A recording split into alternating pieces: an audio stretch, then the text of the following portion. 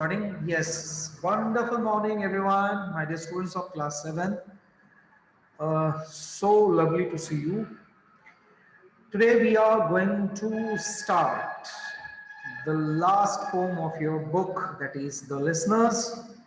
Okay, this is a really nice poem, and of course, scary too, because this is a poem regarding ghost. Okay, a haunted house. Well, so as I said, I would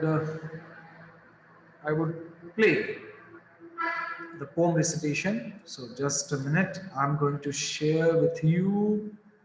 And what you need to do, you need to listen and you need to match. Okay, you need to match with your book.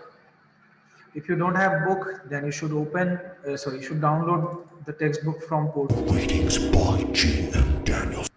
And really, it is interesting. Horror Readings by G.M. Danielson.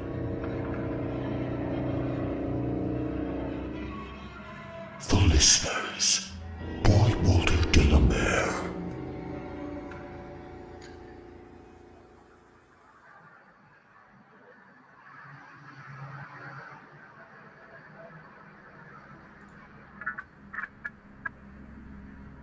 "Is anybody there?"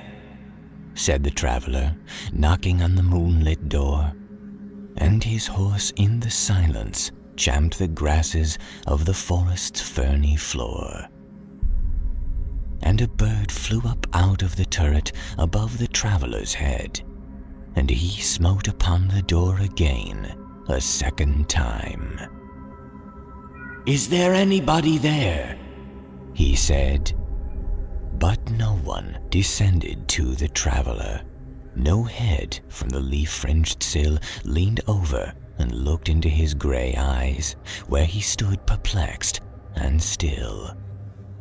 But only a host of phantom listeners that dwelt in the lone house then stood listening in the quiet of the moonlight to that voice from the world of men, stood thronging the faint moonbeams on the dark stair that goes down to the empty hall, hearkening in an air stirred and shaken by the lonely traveler's call.